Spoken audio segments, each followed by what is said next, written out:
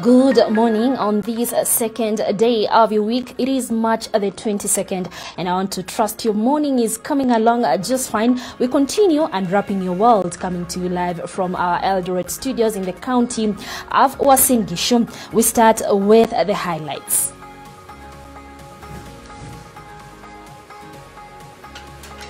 Seven nursing gun wounds, 5 guns recovered in Kerio Valley. Attack victims say bandits were disguised as police officers.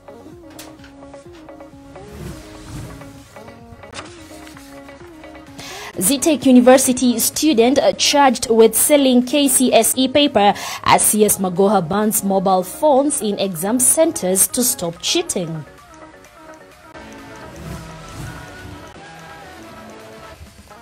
And today we discuss about youth and politics. What exactly is the role of youths in Kenyan politics? We delve into that conversation in a few minutes.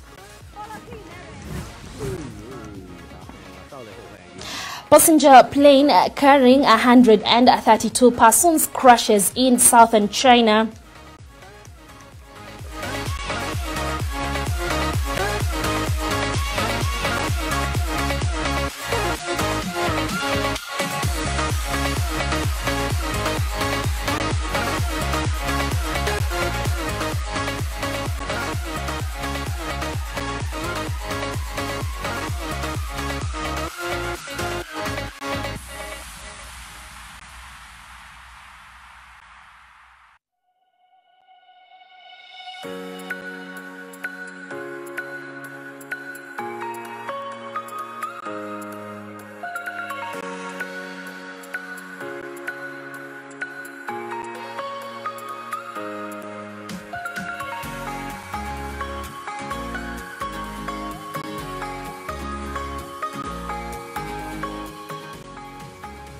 And on our question of the day, we want to ask you, what is the role of youth in Kenyan politics?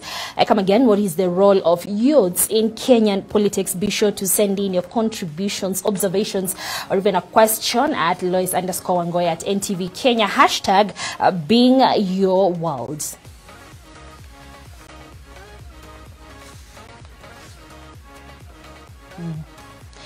Moving on to our stories that we are highlighting for you this morning, and 7 people are being treated in various hospitals in Uasin Gishu and Elgeyo Marakwet counties for gunshot wounds sustained during a banditry attack that claimed 2 lives. But in what appears to be a reversal of tactics on the part of the perpetrators, residents and victims of yesterday's attack claim that the bandits disguised themselves as security officers before unleashing terror on their unsuspecting residents. Gabriel Kudaka has the details. Victor Kibet, who is undergoing medication at Iten County Referral Hospital, is lucky to be alive following yesterday's banditry attack that left 2 people dead. Over 600 herds of cattle have been driven away in an afternoon raid that occurred at Koitilial in Marakwet West. Tulikuwa tunachunga ng'ombe. Hiyo pita sasa ikaanza tu, yani akapika tu sasa moja tu. Sasa nikanipata sasa hapa tu. Other survivors are also recuperating at Kapsowar Mission Hospital in Elgeyo Marakwet County and at Moi Teaching and Referral Hospital in Eldoret. Claims that some of the attackers were wearing police uniforms have left the residents more worried and confused. Na sasa tunashindwa ni serikali tunapambana naye ama ni wahalifu. Wamevalia sare za askari na kuja kujificha kama ni askari, bila watoto wetu, vijana wetu ama watu wetu kuwaona kwamba kumbe walikuwa wakora. Leaders from the region are now calling on the government to seriously deal with the issue of insecurity that is almost running out of hand. It's time that we put our heads together to look for lasting and durable peace in Kerio Valley. We cannot continue allowing this kind of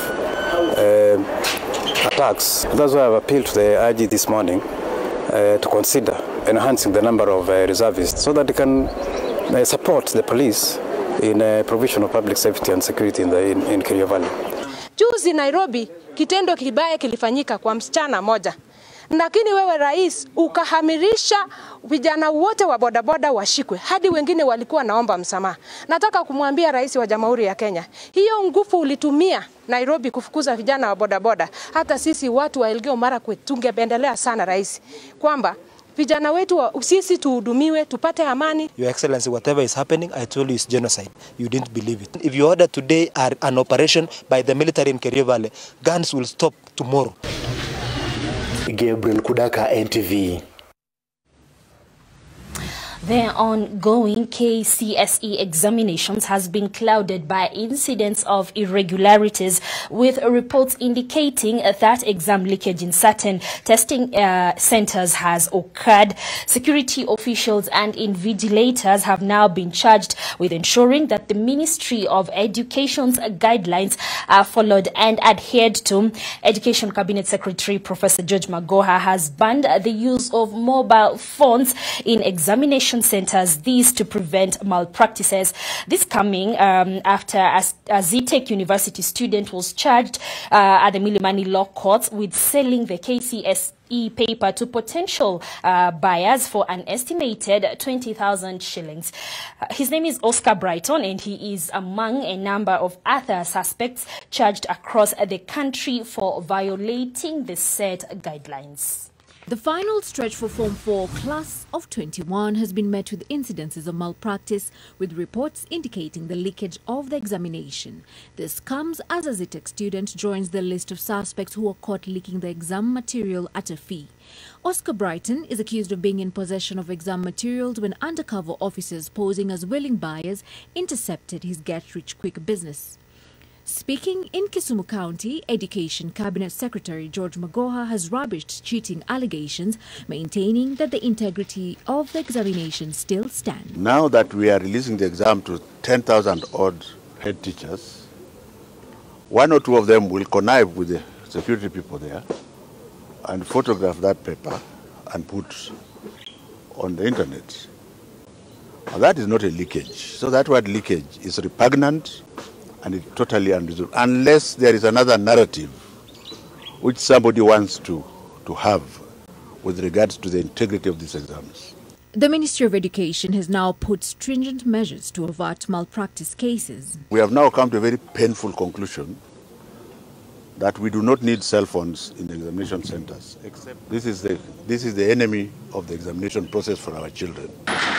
Elgeyo Marakwet County has deployed more security officers to Aurora Girls, Kapkatar Secondary School and Koitilial Secondary School following the banditry attack that took place in Koitilial area in Marakwet West, where 2 people died as a result of the attacks. Helen Aura, NTV. We now shift focus to the rising cost of agriculture and and the rising cost of production, rather, for farmers, combined with climate change, is now a threat to food security. This comes as farmers across the country struggle to meet the rising costs of production, forcing many to cut back on essential farm inputs or stretch what they can. Ruth Sarmoi of NTV visited some farmers in Nakuru County and has filed these reports. As far as my eyes can see are pockets of tilled land ready for planting. Others have crops that are already sprouting, and sadly some are wilting away due to change in climate. This is the reality that many farmers are being forced to contend with across the country. We meet Gasheru Mbogwa on his farm in Landi area of Turi, Molo sub-county. planting some maize crop in his 2-acre piece of land. With the erratic nature of our weather patterns, Gacheru says the rain will fall as predicted by the weatherman any time from now. He, however, cries from the pinching cost of farm inputs. Fertilizer hii zamani tulikuwa tunapewa subsidy na serikali. Siku hizi hakuna. Last year, a bag of fertilizers ranged from 3,000 shillings to 3,500 shillings. Now, the same bag costs not less than 5,600 shillings. Similarly, a bag for top dressing fertilizers sold at between 1,800 shillings to 2,300 shillings. But now, the cheapest bag costs 5,500 shillings. Fertilizer imekuwa bei kali, hata tangu nisaliwe au wakati wa Kenyatta hatujaona imekuwa na bei hivyo. Hata sasa tumeshindwa na kupanda. Na Uhuru alituambia tutokee dhuraku nini itakuwa chini. Sasa kila kitu iko bei. The farmers are now being forced to cut down or find ways to work within their limits. Mimi ni kupunguza, kama ningepanda na gunia 3 ninapanda na gunia 1. Meaning the productivity must go down. And while contending with these high costs, Gacheru is reeling from a loss of 26,000 shillings after the peas crops he was set to harvest in February this year wilted away due to lack of rain. Wairimu Kanyeria, another farmer practicing crop rotation on her 15-acre farm, feels the impact of climate change. Wakati huu hii shamba mungeona hamuoni mchanga, viazi ingekuwa imeshikana kabisa. Wairimu has opted to mulch her crop to help it retain water once the rain falls and also prevent the soil nutrients from wasting away due to the searing sun.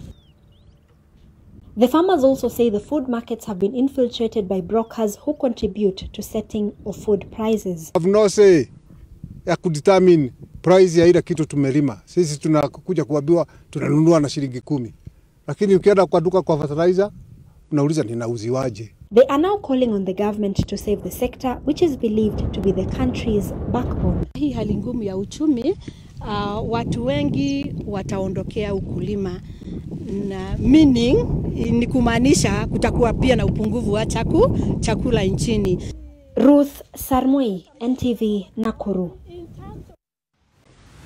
We switch to some international matters now, and Chinese President Xi Jinping has expressed shock and sadness over Monday's crash of a passenger plane in the country's southwest, killing all on board. President Jinping has called for an investigation into the accident that brings memories of the disaster involving Boeing planes that killed hundreds in Indonesia and Ethiopia. The Boeing 737 plane crashed in the rural countryside near Wuzhou City, Guangxi region and caused a mountain fire. Leila Mohammed has those details. An animated map created in the wake of the latest crash shows the flight path of a China Eastern MU-5735 passenger jet that crashed near Guangxi, Wuzhou City. A flight tracking website showed no data for the flight after 2:22 p.m. local time. The tracker showed the plane had sharply dropped from an altitude of 29,100 feet to 3,225 feet in the span of 3 minutes before flight information stopped. Boeing 737 flight from Kunming City to the southern hub of Guangzhou is reported to have lost airborne contact over Wuzhou City in the Guangxi region, according to a statement from the Civil Aviation Administration of China, CAAC. Chinese head of state Xi Jinping, in an address to the nation, has said that all efforts towards the rescue are being made, whilst also promising a thorough investigation to find out the cause of the accident as soon as possible. The Civil Aviation Administration of China says that the plane was carrying 123 passengers and 9 crew members during flight, adding that it had activated its emergency response while hundreds of firefighters were being dispatched to the scene. China had enjoyed an enviable air safety record in recent years as the country was crisscrossed by newly built airports and serviced by new airlines established to match breakneck growth over the last few decades. A Henan Airlines flight crashed in northeastern Heilongjiang province in 2010, killing at least 42 out of the 92 people on board, although the final toll was never confirmed. It was the last Chinese commercial passenger flight crash that caused civilian casualties. The deadliest Chinese commercial flight crash was a China Northwest Airlines crash in 1994, which killed all 160 on board. And today we discuss matters youth and politics. What exactly is the role of youths in Kenyan politics? And we delve into that conversation just now. But first, let me introduce my guests in studio this morning. Seated next to me is Chris Moktain. He is a youthful person with political ambitions, I want to believe. Then we have Caroline Cherono. My goodness, she's a youthful politician. Last but never the least, Samkiz Mugo. He's also a youthful politician from Tarbo constituency. Karibuni sana wageni wangu. Ladies first, we start with you, Caro Cherono. Please detail to us or give us a recap of the importance of youth in participation in politics. Thank you very much, Loise, for having me this morning. I think it is important that we look at even the composition of the youthful population in Kenya. According to the census from the Kenya National Bureau of Standards 2019, it highlighted that the youthful composition, the demographics of youth is around 75.1%, which is around that 5.7 million Kenyans are under the age of 35. So any conversation around politics in Kenya, the youth cannot be ignored. Another aspect that we need to look at is the availability of youth to participate. Even the current aspirants, a good number are actually youthful, including the ones that we are seated with here today. So youths and youthful conversations are all over the country because the youths are forming the largest composition of the demographics in Kenya. Thank you. And Samkiz, come to you. How are the youth participating in matters politics over the years? Are they moving from crowds for hire, as my colleague recently did that story, to fronting themselves for political positions and opportunities? How are we seeing the youth recently participating in politics in the country? Okay, as my sister said, that the bigger population is the youth. But the challenge that we are facing currently, this bigger population, the youth are not employed, the youth don't have businesses. So as we can see, they are the ones that are used and misused in various places, various platforms. They are the ones who are fronted to do things which are not according to the society. So what I can say about the youth, as much as they are the bigger population, we need to think about the young people. We need to figure them in leadership and also in other things and all aspects in our society. Yes. Chris, there's some who argue that the youth are really not aware of the huge advantage that they have when it comes to matters politics in the country. Are the youth really aware of their strengths when it comes to politics? Well, I think, thank you, Loise, for inviting me to the studios.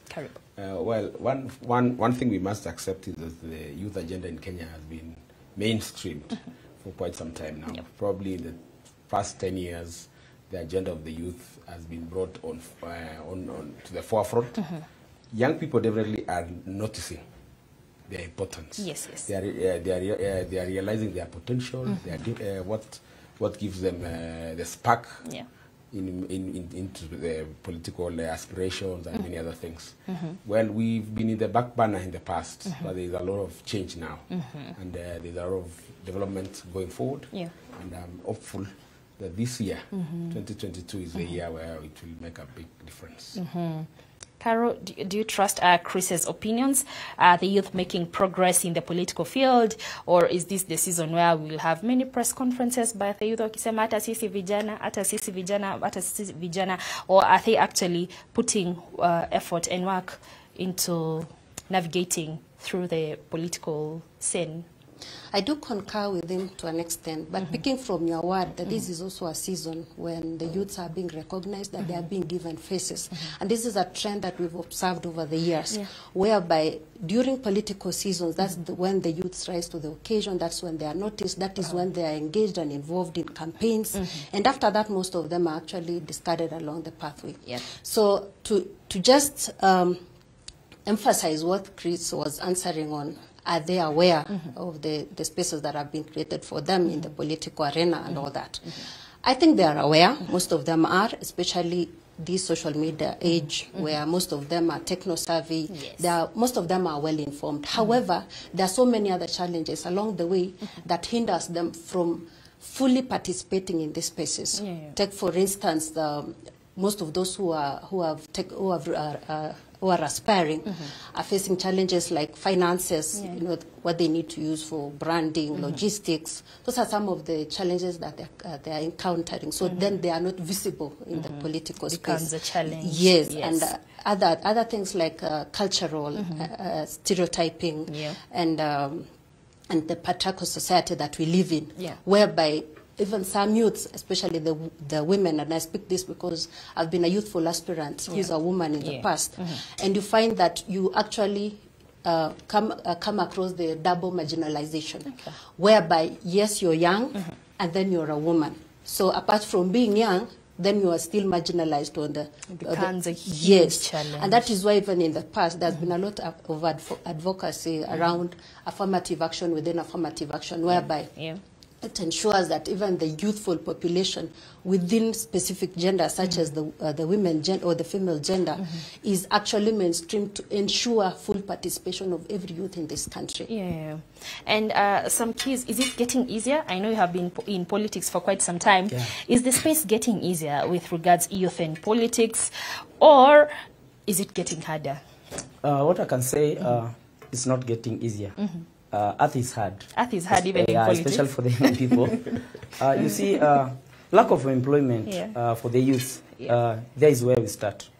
And what I can say, there is no any place whereby we are featuring the young people even in leadership. Now, it's getting very hard because there's so many things that we expect from these young people. We expect them to have money, we expect them to have experiences, of which basing on the structures that are put aside, even in the government structures, so many things are very strict on the young people, especially one thing that makes these young people not to rise. Like when they are seeking for employment, you see they are asked like 5 years experience. When they are going to the institution, to the money lenders institution, they are asked the collateral before they are given the loans. So the earth is becoming very hard for these young people. So what I can say, let's welcome these young people, and more so, let's mentor these young people. You see, apart from expecting them or expecting much from the young people, we need also to keep these young people with the rightful information and the rightful skills, whereby we can expect them even to climb even higher in the next leadership. Chris, on a personal level, what has been your greatest challenge as a youthful politician? Just paint for us a picture to allow our viewers have a feel of how it is to be a young person with political ambitions in the country. Well, currently I'm an aspirant for MP in Apkoi, just within here in Wasingishu County. I've been in the campaigns for the last 2 years, and it's quite taxing because it is also a lot of investment financially. And so the financial bit has been like your biggest challenge? Of course, finance is a big challenge. We're also dealing with a lot of logistical issues. There are many things that are upcoming. The main other thing that, though there's a good reception among the voters, they're expecting young people, they are excited at the prospects of a new leadership. That is what has kept us going. Well, the biggest challenge has been financial, because you are, as a politician, you are expected to interact with them at very many levels. You are expected at church, you are expected at weddings, you're expected at funerals, you're expected at all these social events. And can't you just go wambie mimi nimejileta venye niko? Do you really have to Go back to your pockets a bit.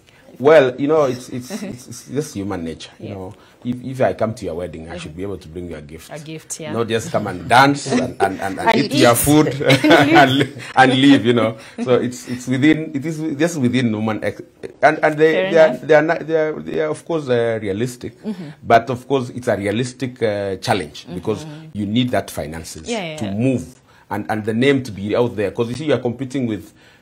Like some of us are competing with people who are well entrenched in the corporate world. They have been they're actually retirees who've just arrived and want to take this seat, and these are people with deep pockets, and yet you have to compete at the same platform.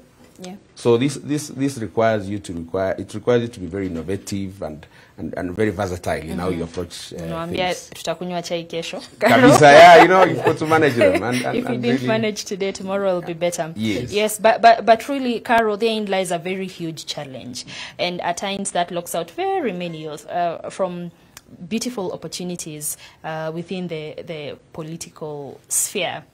How impractical at times is it? Well, wananchi tell you, kabla tuongee, tumekuja na hii pikipiki, we're supposed to go back home, watoto lazima tubebe maziwa jioni. How impractical does it become? So that it switches from just a basic gift at a wedding event to really a youthful politician being pressed very hard by the electorate. Very impractical, Loise, because and I blame that on the misconceptions that most Kenyans have on what politics are.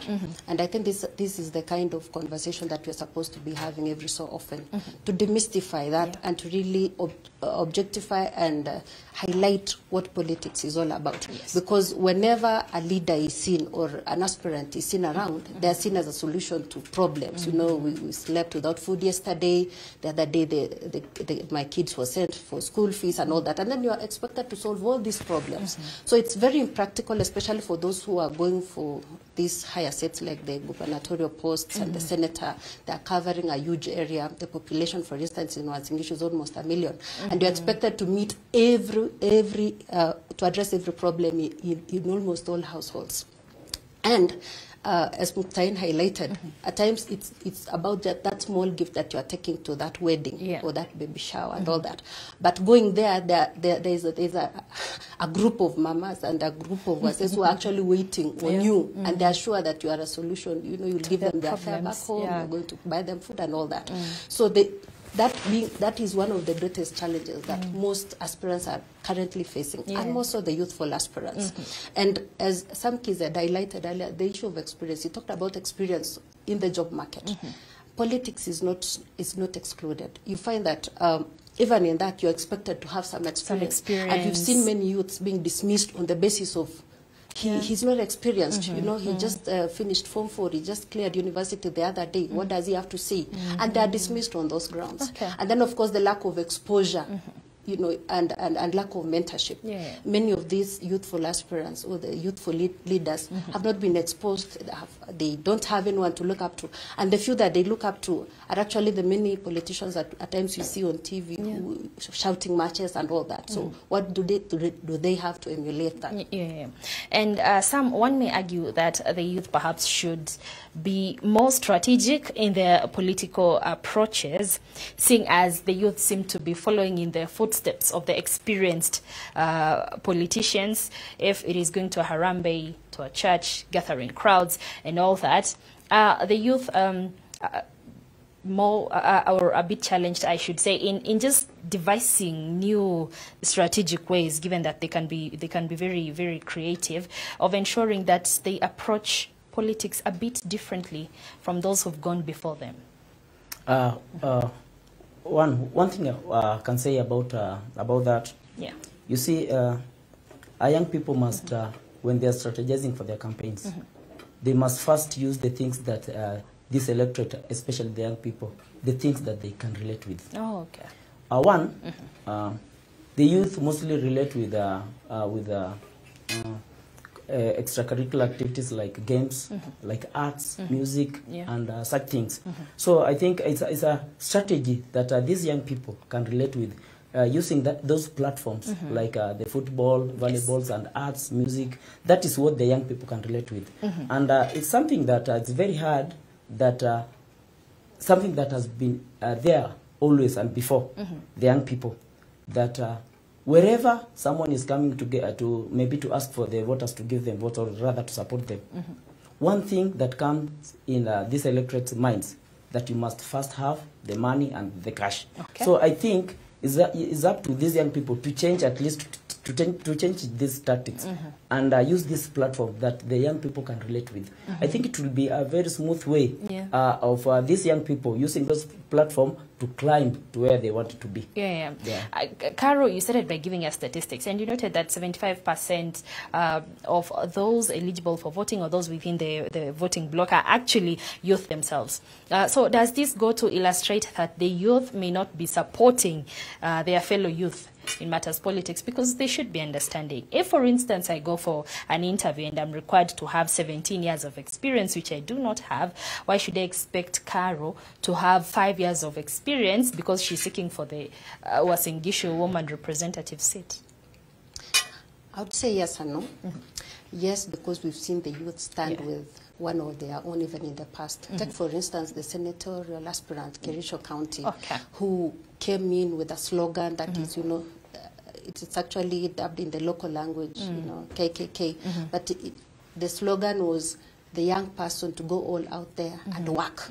Young person. So it was about the young blood, the young narrative, the youthful conversation. And you would find that the youths were resonating well with that slogan. And we've seen youths now coming out and really supporting one of their own. And even right now, what we are seeing, we're seeing many youths are out there and they want to ensure that one of their own is in there. It's actually somewhere, get somewhere. Yes, and conversations such as, it is our time, you know, it's our time, the future is now. I would say no, because many of these aspirants who the youths would like to support probably do not have what the youths are also looking for. For instance, we've talked about the issue of employment. Most of them are out there, you know, to even earn a living from this season that politics are up and high. So that at least they can buy maybe a new phone and all that. So you will find that most of them are out there following someone who is, you know, who is well off, much as even now we have youths who are financially stable and they're able to fund their campaigns comfortably. But you'll find that most youths might prioritize going after people who are seasoned politicians, established, and they also try to reach out for the networks. Maybe someone has been a renowned and accomplished physician or a politician in the past, then they want to be associated with them. So I would say yes and no from those two perspectives. Okay. Chris, I pick from where Caro was talking about, and I want us to talk about mentorship when it comes to youth and politics. Are the youth allowing for themselves to be mentored? Are they seeking opportunities to be mentored in politics so that they're able to learn a thing or two kabla ya kuingia into the world of politics mzima, and then they're like, oh my goodness, so this was going to happen. You see, like how you can have internship in an organization. So are the youth seeking mentorship even as they make steps into the political world? Well, there's been a very big shift in the current, in the modern politics of late. You'll find there's a very big role young people play. A typical politician would currently be having at least quite a number of people around them, serving them for different purposes, because of the technology world, because of the media and many things that were not there before. And definitely, anybody who wants to aspire for any political position definitely would require some mentorship. It goes a very long way to making someone understand what would be expected of you. There's a lot of many things that happen when you get into politics that at times shock you if you are very ignorant. The expectations of the people, how people treat you, the people change. You know, you deal with a lot of dynamics, and mentorship is something that would be very central. Something we are very proud to say, for example, that most of our politicians within this region have drawn their, for example, mentorship from our deputy president. He was elected himself at 31 years as a member of parliament for Eldoret North. And courtesy of that, he was 15 years grounded as a member of parliament. You know, that is enough. That was enough mentorship for many other people. He's mentored a lot of people who are now following in his footsteps, who understand the need to serve the people, who understand the need to focus on key issues. Revolving around politics. Absolutely. Yes. And some kids, what is the experience of youths as they approach perhaps these big politicians in need for mentorship? Are they welcoming? Do they show you how the road goes? Ama they're like, you nakuonea huko 18 wataka kuja kunibandua kwa kiti changu cha kisiasa? Yeah, one thing, there's something I can say about mentorship. What Chris is saying. As much as we're defending these young people, at the same these young people wanatuangusha. They want things, instant things. They want, if it's business, they want the business just to boom instantly. They want easy money. So there is where we can say that the young people even are not concentrating maybe with their courses. They are not patient. The young people are not patient. And you see, something that makes even the elderly not to believe in these young people. They cannot sometimes be trusted. Because most of the time they follow politicians, these big politicians, because of money. And if the promises which they've been promised, if they not materialize, maybe within a very short time, you find out that these young people are throwing their hands, and then it's like there is that gap between the young people and the elderly. That gap is brought by maybe trust and the young people not having that patience, and they cannot wait. So that is the thing that even the elderly, when they want to trust the young people, they find it very difficult, to trust even these young people. Carol, they call it the microwave generation. They want things put, time, start. But really, that is a very nice or a very important thing that some kids has spoken about. Are youth too fast or too anxious when it comes to matters politics? Are they not taking the necessary steps that are needed for them to ground themselves better into better products?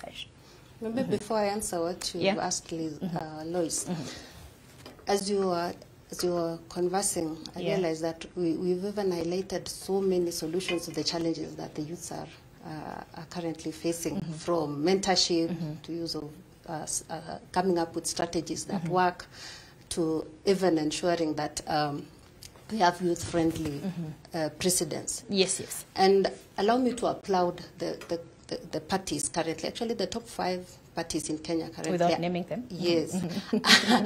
Most of them have done youth-inclusive programs and ensuring that youths are occupying these very significant positions within the party. The political parties that we have now? Okay. And you realize that by ensuring that there is a youthful person who has occupied a significant position, then it creates a ripple effect in ensuring that more youths are brought in.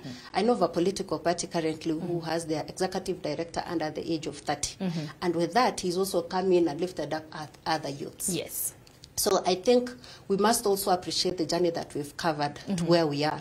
And if at all the youths are to be bold enough and take up and occupy these spaces, then it means there must be deliberate actions to ensure that they are helped and they are assisted and facilitated to occupy these spaces.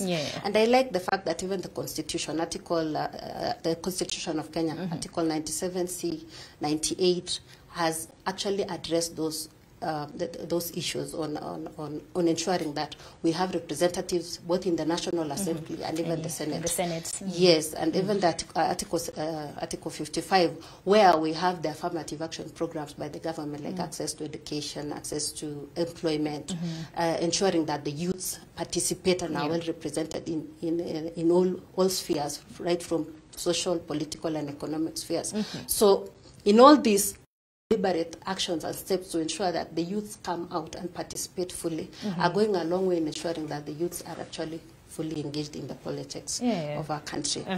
And back to your question, which was on The microwave generation. The microwave generation. I think it is typical of any youth to really want things to happen very fast. Because very fast. Yes, and going back to what we are talking about, the experience and the exposure, you really, at that age, they haven't fully appreciated the importance of patience, And persistence, time, time, you know, investing even in the process and ensuring that they appreciate the end product. So most of them come out and they think that you wake up and tomorrow you are this level or you've achieved this much. So most of them, yes, are in the they are in the microwave bracket, you know. And many of them tend to give up along the way. Yes, they do. Yes, they do. They buy for a seat for the first time, the second time wanasema this one, no, not yes, for me. Mostly because of the experience that they've had in the past. Yes. But we have seen I don't call them the more mature politicians. What do I use? The elites, the seasoned politicians. These people can even seek a seat for years from their youthful age to their old age. Yes. So when you come back, I want us to talk, Chris, I want you to talk to us about the advantage of time. I think it is a huge bargain for the youth and why they do not use it to their advantage. They have their whole lives ahead of them, as we were told when we were in school, yeah? Yes. But at this moment, I want to take a short break on your world. When you come back, more on youth and politics. And remember, we are expecting your contribution on our social media platforms. And our question of the day, we were asking you, what is the role of youth in politics in the country? Be sure to send us an observation or even a question to our panelists this morning. For now, we take a quick break. We'll be right back.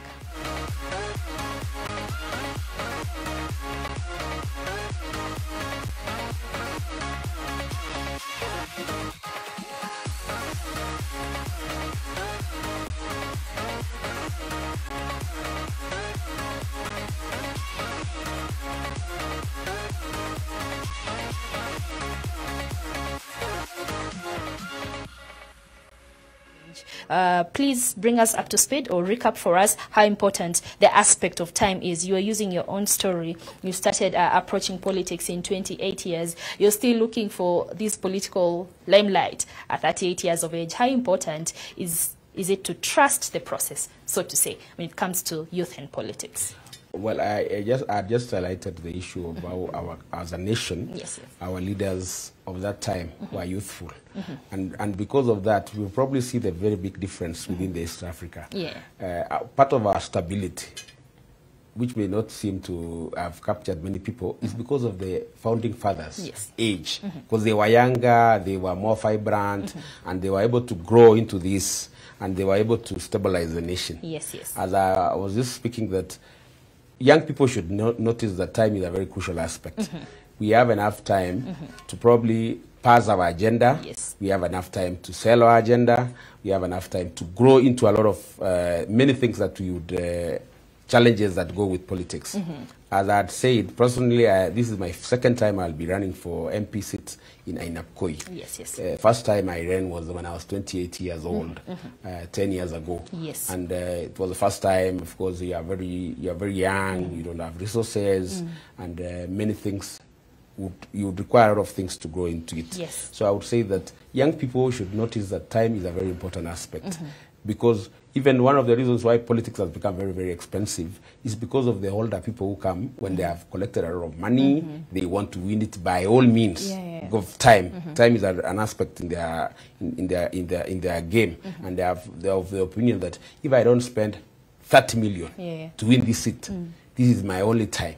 And that's why you find that politics has gone rogue because of time. Time is a very crucial aspect. And some, the older may argue, the reason they may not be very welcoming of the younger politicians is also the factor of time. To them, they may not have time. And so they want these things by hook and crook because they do not have the advantage of time. So in that perspective, does it become a disadvantage to youth and politics? Because of time, factor of time, politics is becoming very competitive. And as my brother Chris is saying, you see, first, the young people, they have a lot of time. They are most of them are because of unemployment. They are just available. They are just idle. Secondly, I'm seeing great misuse to these young people, because you see, when these these elderly people, these mature people are coming to compete with the young people for these elective seats. We are experiencing a very competitive situation in the ground, especially because of financial muscles and such things. You now find that these young people, as much as they have the idea, they have the agenda, but because of lack of finances, you're seeing the young people, the electorate now, you see them leaning to the other side where they can get something in their pocket. There is that great misuse and that influence from the elderly people because of finances. So what I can add the young people, pia wajitume, because you see, when these young people, when they don't trust first on themselves, even no one will trust on them. So it's up to these young people first to trust on themselves. Wajitume kwa ground. And then it will be a very good platform when they trust first in themselves. Even the other people will trust on them. So for this misuse not to be there, we needed to come up together because, as my sister said, that the larger population is about the young people. So we needed to have these coming together also as a platform where we can compete even with the elderly. And Carol, there are some societal expectations that that youth in politics are expected to meet. There are those small boxes which really play a key role in youth in politics. The first one, interestingly, being marriage. Is it easier, or what role does it play when it comes to youth and politics?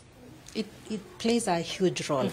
And it still points back to the point that I had highlighted on cultural expectations, cultural stereotyping, and the patriarchal society that we live in, whereby whether you're a youth or an elderly person, you're expected first, in most cases, to have been successful at home. Successful at home being have a successful marriage, have a spouse. In fact, most people are taken more seriously if they're able to campaign with their spouses in tow. Now, have children. Yes, and in most cases, they want children who've gone to school, you've paid fees and all that. So the yardstick to which the yardstick that is being used to measure the attributes of a good leader are actually not fair, and it doesn't give all candidates a fair playground.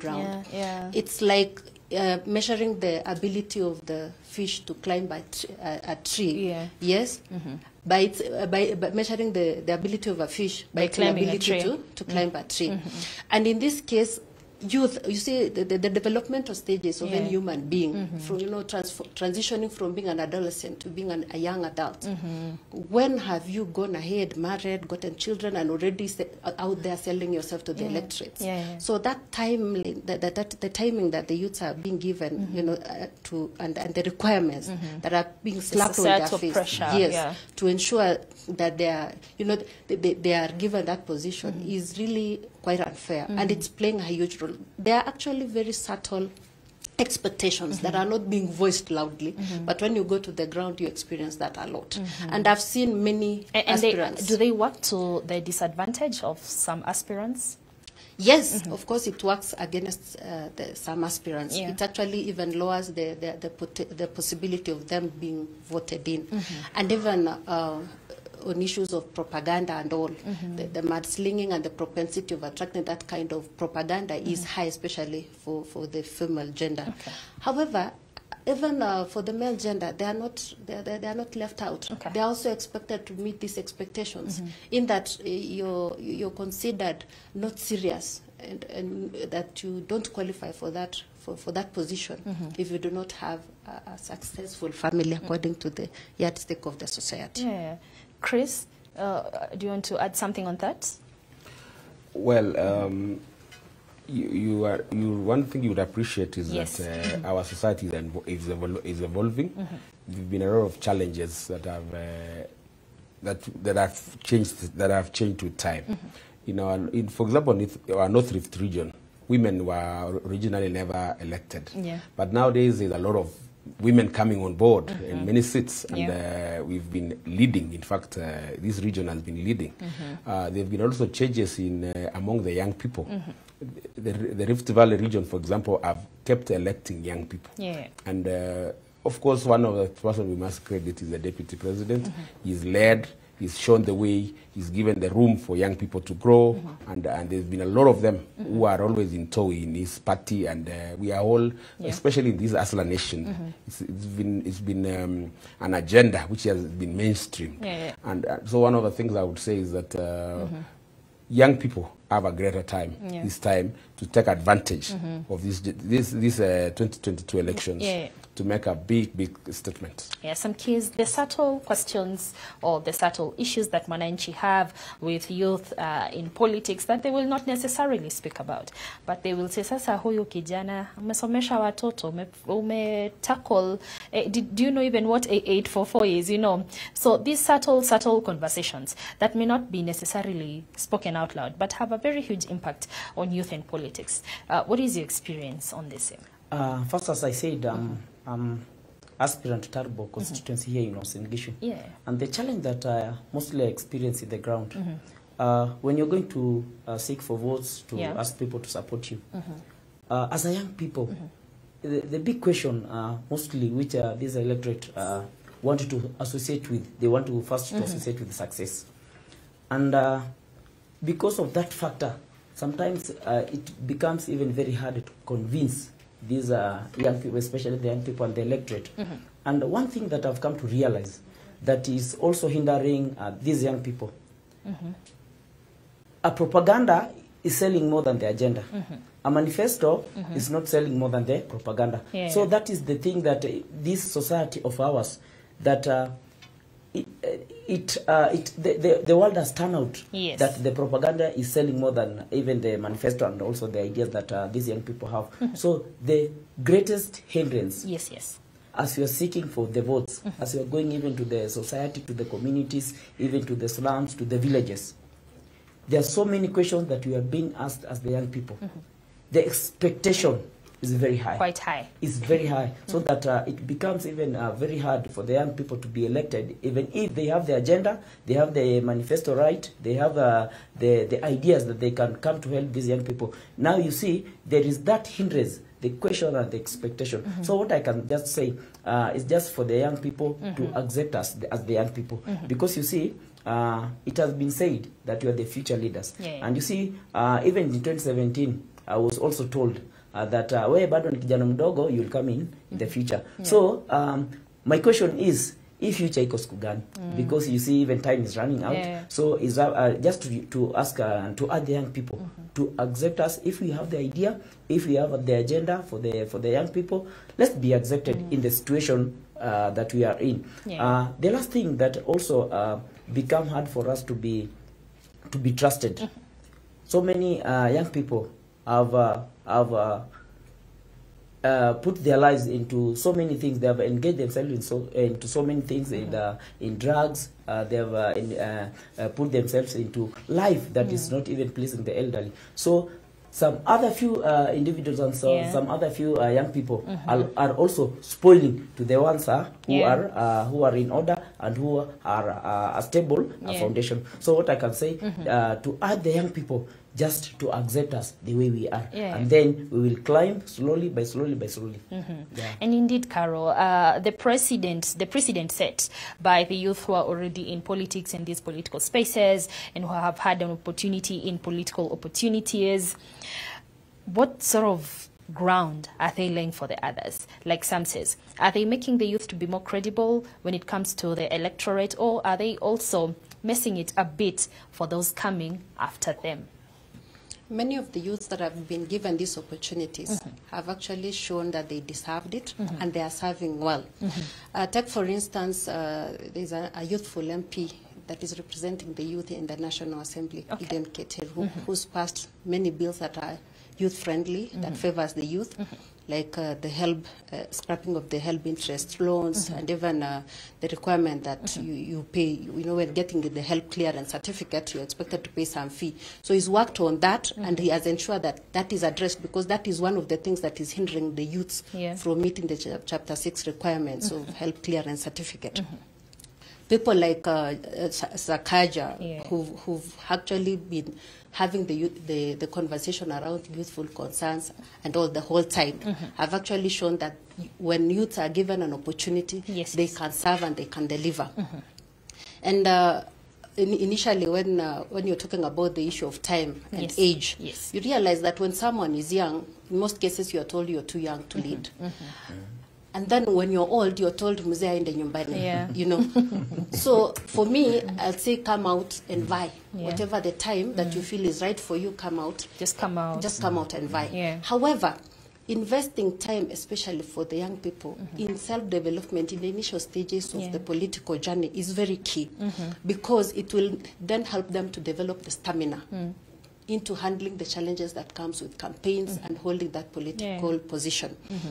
Because I've seen many youths also who've actually, maybe after losing or after being hit with a very heavy propaganda, they sink into depression. Some have even lost and taken their own lives. So it is important that the youth invest a lot in their self-development, the issues about they're stable, that they're stable mentally, and that they are able to handle the challenges that come in. And they understand what exactly they're getting themselves into. Yes. Okay, so let's get a bit of feedback. There is Sultan. He says, due to joblessness and limited opportunities, youths are being paid and used by politicians to cause chaos and orchestrate violence. Our roles have been overshadowed by our stomachs due to poor governance and tough economic times, something we touched about. You also have MR Happiness. At MR Happiness, this person notes, in Kenya, youth are viewed as potential voters because they are highly populated. This is something we also spoke about, Caro, where you're giving us the statistics that 75% of the voters are actually youths.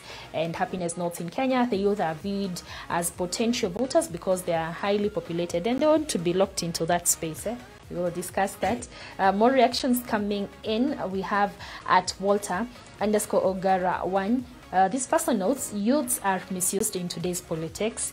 They are used for violence and brought to crowd certain political rallies. Youths are used for violence and they are used to crowd political rallies. More reaction here. We have passing on, or the baton of leadership is lacking. That is Kip Tanui. Old folks stick to positions with less concerns on succession. That is Mercy. I think the youth are really falling into this conversation, and they not their role is not only to attend rallies or to be boxed into a voting block. They actually want to actively participate, Chris, in this field of youth and politics. Well, of course, the youth cannot just be in a box and expect to be quiet there and play a role. This is the time, especially this 2022. For example, myself in Ainapkui, I've urged to the electorate, not just the voters, not just the youthful voters, but the entire electorate, to look at the people who are running and compare them in terms of, in relation to what they wish to achieve within realistic time. Given that some of them are people who have had they've worked in private sector, they've worked forever for a very long time. They've never given their best time to the wananchi. Some of us have volunteered and said, now this is the time for us to serve the people. And we've put out and said, what would be the way forward for younger people to be brought on board in line with what is, for example, in our Hustler Nation youth agenda. How will we be able to incorporate them in everything, in terms of leadership, in terms of even participating even in this election? So one of the things that I would say personally is that this 2022, there will be a very big shift. There will be a shift, eh? Big shift, especially in this region. You will see a lot of very big shift. Young people will elect their young people. They elect their younger youthful aspirants.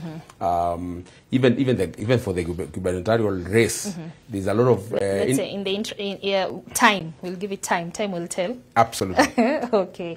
And Chris, Carol, and some keys. I'm sure you appreciate that devolution has sort of opened yet another platform of youth in politics. A beautiful opportunity giving the youth across the country, across all the 47 regions, to experience some more experiences in youth and politics. I want you to dwell on that, and when we come back, tell us how devolution is ensuring that youth and politics get even more support when it comes to these spaces that the youth many times complain that the elite or senior politicians have taken most, if not all, of their positions. That is our conversation this morning. We want to take a quick health break, but we'll be coming to you with much more.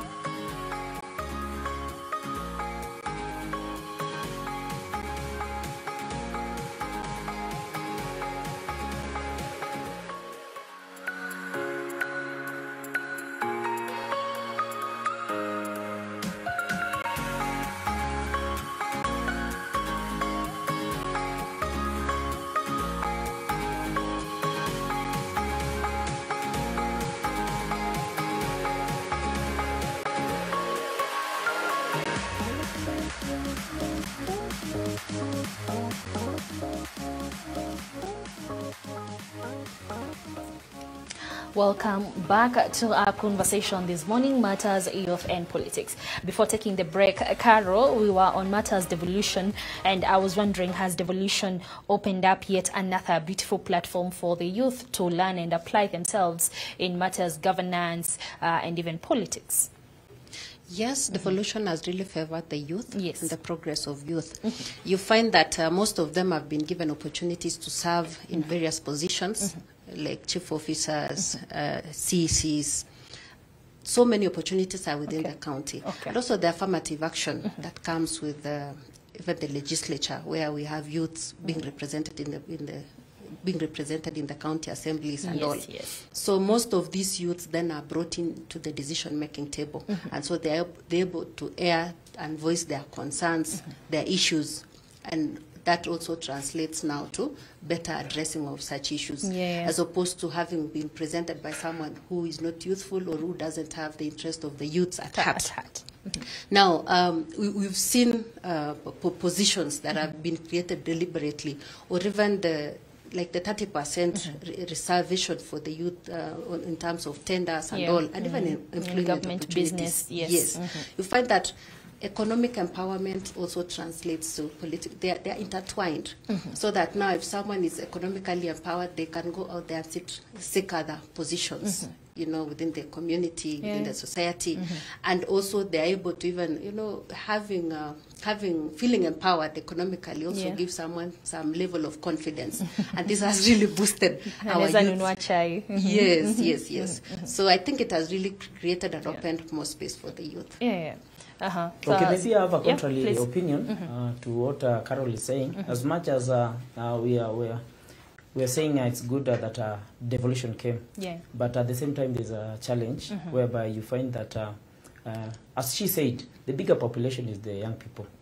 But when the politics are over, when now we need to set things in order, whereby we are absorbing the people in these offices. You see that devolution, what brought is that you're first employing people from your community, your relatives. So that is another challenge of devolution, whereby you see that instead of maybe absorbing those people who are aspiring for different seats, you see maybe a bigger percentage of the young people vied for various seats.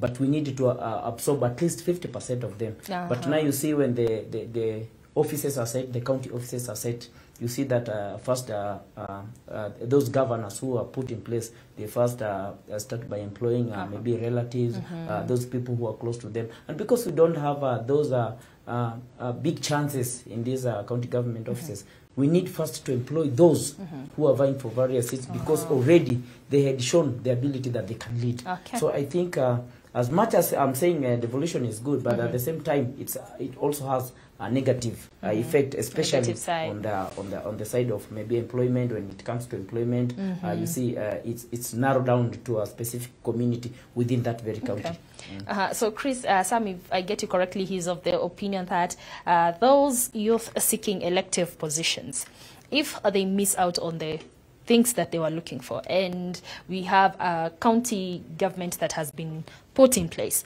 so he is of the opinion that they should be considered for the appointive, so to say, positions.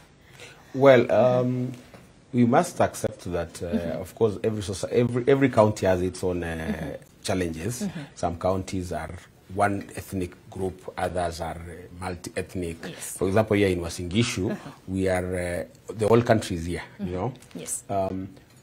What you've said is that for those people who lose seats, lose elections, which is not really lost because it's also a learning curve for younger people. Yes, it would be good for these governors, especially the county governments, to absorb them.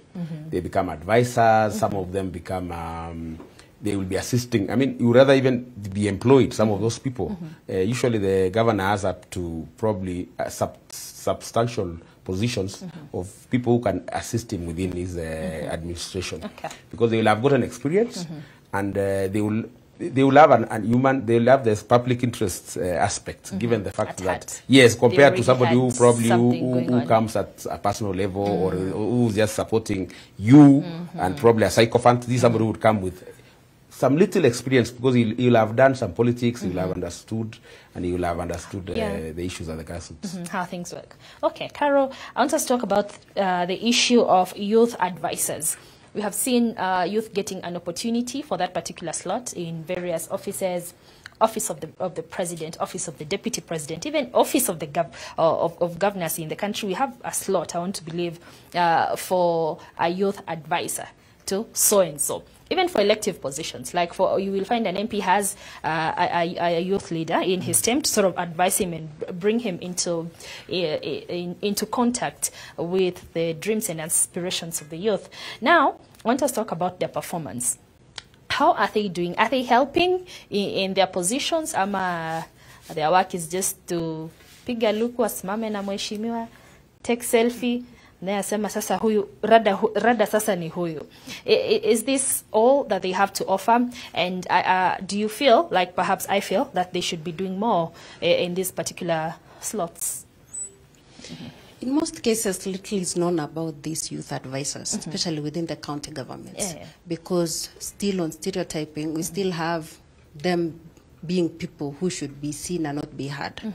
Okay. You see, in most cases, what does a youth have to offer or to say, because they lack experience, they have not been exposed and all that. So in most cases, they are unheard of.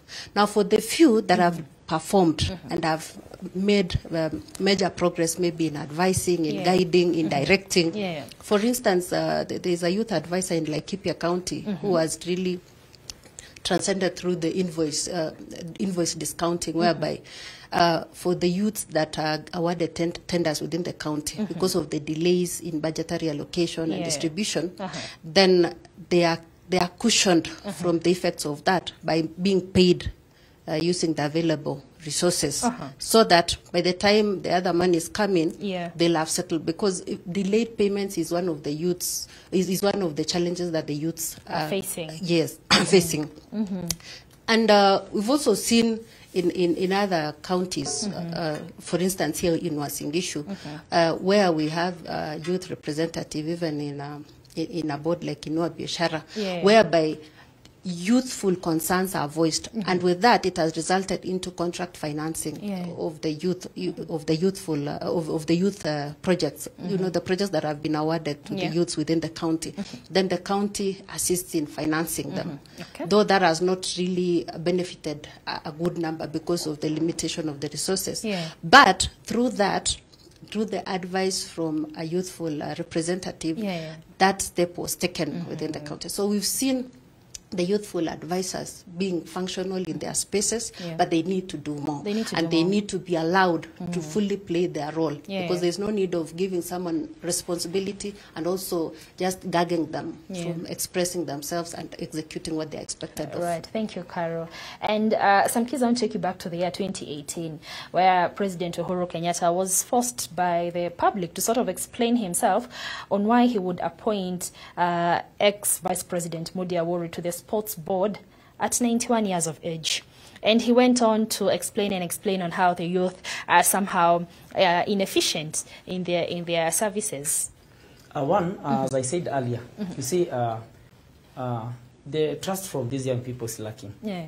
And the president said categorically that as much as we have our young people, maybe we can absorb them to maybe the junior positions, but we are not seeing these young people coming out clearly, maybe to be serious with even the job that they are given. One, when a young people is given maybe a bigger position, yes, the things that these young people they think about buying Porsche cars and kuchapa sherehe, vitu kama hizo. Now, what the president was saying, I know we have these young people, but at the same time, we need to give you time. We need to mentor you first before we give you this bigger position. Particular As I position. said earlier, that we might be having a few group of young people who are serious, but the bigger population of the young people is spoiling for this small group, which is very serious and which is focused with their life. So what I can say, for the county government and also the national government, to try and absorb the young people, especially those who are vying for various positions, so that we can push them and also at least see what they can lead wherever they're given these positions. You see, you cannot say young people is not experienced and yet you've not given them a platform to exercise what you want them to lead. So I need to see a change after these elections. The bigger percent of young people who are vying for various seats is a bigger percentage compared to the elderly. I need to see a change whereby these young people are absorbed both in the county level and also at the national level. And Chris, they say politics is largely a way of life. And Mwananchi is very observant. And some of the things that lock out the youth in politics is their way of life, how they carry themselves, what their values are, and how they display themselves to their society. And you will hear some comments coming in here and there, oh, Fulani, because of this, no. Ha, because of this, no. So how are the youth packaging themselves to ensure that they're able to be this product that is quite enticing to those people who decide, to the stakeholders in matters politics? Well, you know, politics, all our politicians are from the society. So the people we elect live in the same society. The people who elect you are the same people you live with. So at times you may underestimate their intelligence and imagine that they are not seeing what you're doing. So one thing you can always promise yourself is that you can never fool the people. They always know what's been happening. They can always tell and they can read, because at times you may have been hiding somewhere or you have been busy doing your things and all of a sudden you appear. Some of the reasons, some of the people who naturally end up getting elected in this, especially these younger people, are usually people who are very engraved in the community. People who are doing something for the people. People who are, whenever there is a challenge with the road, they are there. Whenever there is a challenge with educational issues or whatever, in terms of institutions which are failing, they are always there. So for young people, they must have an holistic lifestyle that serves their agenda. At times you may unachapa sherehe saidi baka unasahau you've got a life to live. And of course at times somebody would say, oh, Rod, really? Will we give this fella? This guy who drinks throughout? This guy who does this? So you've got to have a balance. Because in this, people who are electing you in this community, you will be dealing with the church people. You are dealing with, I mean, all sorts of people, and you've got to package yourself as a holistic candidate. And I want to imagine it's quite challenging, Carol, because these young people, all of us, we're still trying to discover ourselves, to improve ourselves every day, including even the older generation. But there's this huge mentality that the youth seeking these political seats or in these political spaces should be grounded. They should be focused. They should not be seen to be too aggressive. Are we really putting in too many rules for persons who are also still young, still learning and developing themselves? A lot of rules those are. Yeah. You know, we expect people who are perfect. We expect a 20-year-old to behave like a 60-year-old, to know what is expected of them, to fully understand their weaknesses, their strengths. And that's why initially I talked about the importance of youths investing big time on self-development and self-improvement at the initial stages of their political journey, because it is important then, because it is going to boost your brand and even how people perceive you and the trust that you create among the electorate. So I think at this point we still have so many rules that have been set up for the youth. And I think that has also even contributed to the voter apathy that we recently witnessed when IBC was trying to register new registration? For the new registration. Find that the youths, most youths shied away. You know, we had IDs lying idle in the chief's office and all that, and it's because they do not appreciate their role, and they know very well that the rules that have been put in there do not really favor them at the end of it all. Well, they've been structured against them. So I think a lot of civic education has to be done to transform that voter apathy, not necessarily by the youth or for the youth, but generally in the population, to ensure that there is a transformation from voter apathy to political efficacy. And some keys I want us to talk about as we wind up, a comment on youth and how the youth consume politics. They're a key stakeholder when it comes to elections. And we see when elections are won, the big population that wins the election is the youth, or when an election is lost, the youth are also quite involved in the loss of an election. Are we at a place where our youth are well equipped, even mentally, to be able to consume politics, such that if my candidate does not make it to parliament or to the presidency, then as a youth, I do not feel like now there can't be peace and stability because my person lost. How are we consuming politics within the youth bracket? Okay, one, we need to let it come clearly to the young people that when your candidate maybe wins or lose, there are also a life to live. And at the end of the day, as I said earlier, the expectation is very high. Now, because of the challenges also financial challenges and also the financial crisis that we are in, the young people are putting a lot of expectation to these political aspirants. And a lot of hope. And a lot of hope. And what sometimes I come and advise the young people that as much as we are seeking these elective seats, there is not that big thing that we bring to you. It's also needs your personal effort as a young people. So that is what we are mentoring these young people. So it's only that I said earlier that propaganda is selling more than the idea and the agenda, whereby as we are seeking our votes, we put a lot of hope to these young people that we are going to bring. It's like we are going to bring the whole cake and give to these young people. But at the same time, we are not showing them the truth that as much as we are seeking these elective seats, also you have, it's your responsibility as a young people also kujishughulisha na maisha yako.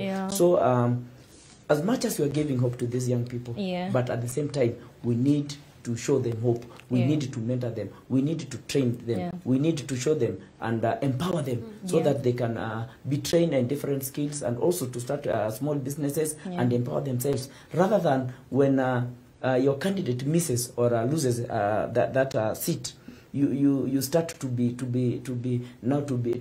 conflict, to bring chaos. And as much as there is losing and winning, at the same time, we need also to speak peace.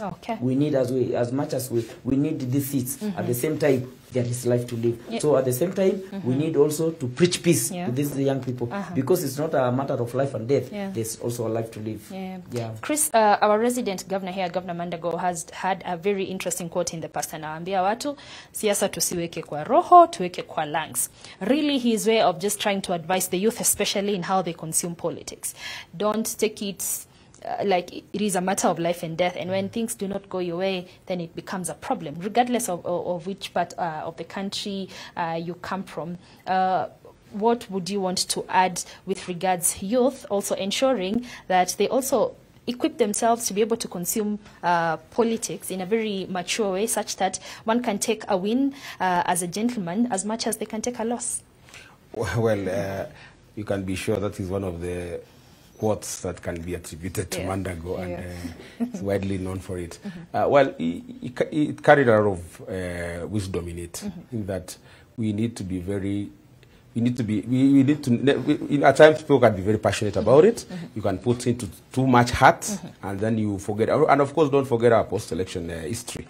We've had, since 2007 and the other years past, we had a very sad country where we used to have post-election violence and all that. And probably it was in that light, given that this was one of the hotspots.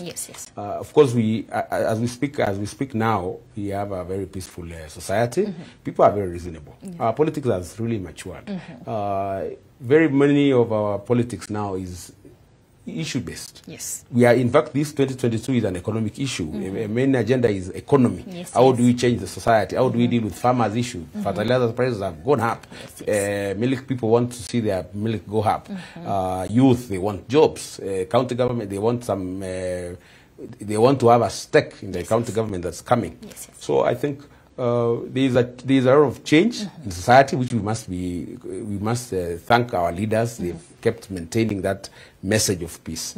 As some kids have just spoke about it, peace is everything. Once we finish this politics, we go back to our day-to-day businesses. So we need to change. And well, of course, the other side of the coin was to say that you don't have any stand, you know, don't care about anything, be just lackluster. Well, it is normal to be passionate, and that's, we can never underestimate that. We do not take for anybody's passionate supporters for granted. That is a lot of hard work to get people who are very loyal and passionate like that. But of course, know the boundaries, and now see now reaching here, we have reached wherever we have. The winner has won. Now we have got to move on, and especially on peace issue, that is not negotiable. We cannot negotiate it. And Carol, away from the national platform and these other big offices, we also narrow down to an individual person. These are youth who has put in their everything, their energies, their monies, everything, and then they've lost a seat. How do you advise a youth to take the loss and to live to fight for another day, especially in the wake of mental health illnesses? Political loss should be a conversation that is held every other time. Because many people are not able to handle loss. We're always talking about win, win, win, win. You're going to be the next governor, you're going to be the next MP. But no one tells them there are times you might come in close second. Maybe someone has won, you know, is ahead of you by 2 votes. You have to go home and actually have that in mind, that you've already lost the election. So in the wake of mental illnesses like depression and stress and all that, it is important that political loss preparedness is taken into consideration. And even the conversations around it are held prior to the D-Day, and ensuring that the youths are also, every other time they are called in, much as they are vying to win, they should also be prepared to lose. Yes, and lastly, Loise, I know time is up. Yes, please, Carol. Yes, we want to see youth-friendly and youth-targeted programs that are seeking to include more youths in the political space. You see, like we have a Ajira digital platform, we have the National Youth, Kazi kwa Vijana and all that. That is on the economic front. What are we seeing in the political front? Okay, Asante, let's end it on that note. Thank you, Carol, a youthful politician. Thank you, Chris Muktain, an aspirant in Apkoi. Some Keys, an aspirant from Tarbo. They have been our panelists this morning, just taking us through the role of politics and the youth. I'm sure you've learned a thing or two, but my take home, especially from some Keys and Chris here, is that politics is not a matter of life and death, like Governor from Uasin Gishu, Jackson Mandago, likes to say. Siasa tuweke kwa lungs na sio kwa roho. This being his way of saying politics will come and go. But then again, the youth must stand firm in ensuring they're able to secure their future politically, socially, economically, and also very importantly, mentally. So I have been your host, Loise Wangui, coming to you live from our Eldoret studios on your world program this morning. I hope we have impacted you in some way. I want to wish you a very, very beautiful Tuesday morning and a blessed week ahead. Shukran for your time.